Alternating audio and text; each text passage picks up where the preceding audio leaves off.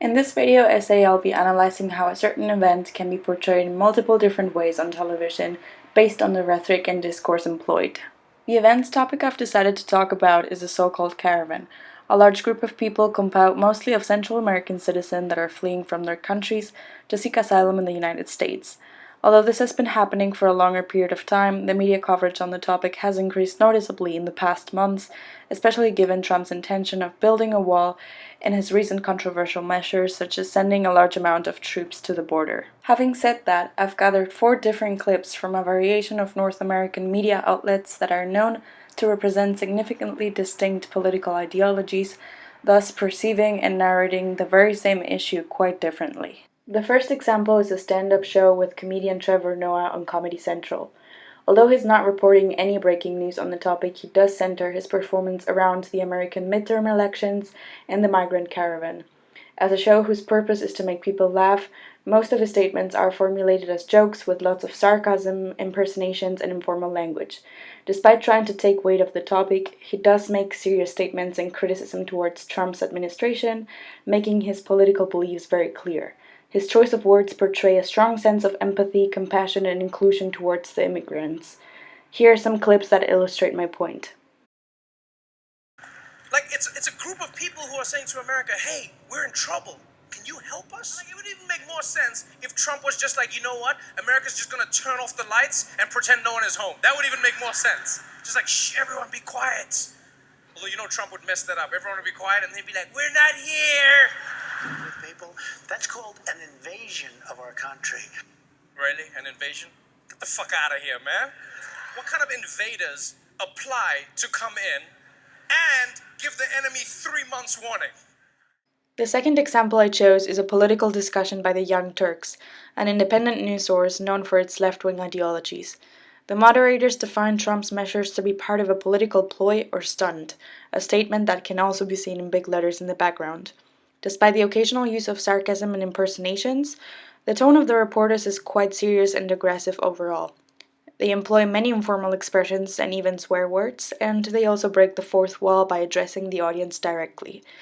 Their discourse is characteristic for strongly going against the news sources from the opposite side of the political spectrum, which is mainly Fox News, as was already mentioned in the previous clips. Let's look at some examples. So I'm going to ask a question to you conservative voters in a second about that.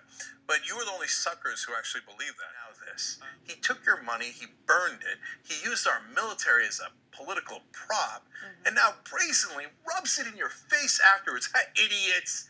You thought it was real? She's like, well, look, our voters are all ignorant, so we could just lie to them all day long. One of the media outlets that aided and abetted Donald Trump in fear-mongering about these migrants was, of course, Fox News. The following example is a news report by Fox News, the already mentioned right-wing Republican news source. The focus of this report is to debunk the statements made by left-wing media regarding the Caravan, as can be seen on the title Caravan Lies Exposed in the background. The theme of the setup is significantly more patriotic than in the previous examples, with red, white, and blue being very present colors and having the White House as a backdrop. The tone and discourse of the moderators is similarly aggressive to the ones from the Young Turks, although in this case they do use more formal language. When referring to the immigrants approaching the United States, we perceive a strong intention of separating them from U.S. citizens, resulting in a rhetoric of exclusion and othering. Here are some examples. Migrant Caravan actually exists. It's right across the U.S. border in Tijuana, Mexico, causing huge problems for that city.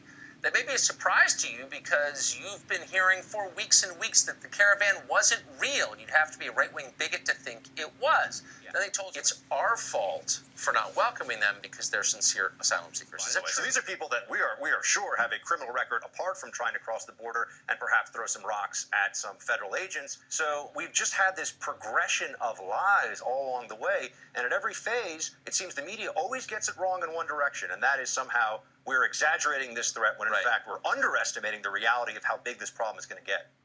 This fourth and last example is a political debate on TRT World between a Democrat and a Republican, in which the use of a blue and a red tie is a distinguishing factor between them. As opposed to every other example, here we find a formal debate with no sarcasm or swear words involved. Both parties make use of more or less consistent arguments instead of directly attacking each other. The dichotomy between a rhetoric of exclusion and inclusion is quite prominent, however, with the Democrat participant showing empathy towards immigrants and prioritizing the moral responsibility to help other human beings, whereas the Republican defends the need of being skeptical about who enters the United States.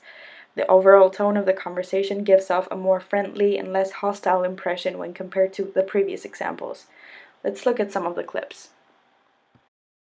That somehow border wall is more important than the lives of 800,000 federal workers, a quarter of the federal budget, millions of Americans being impacted.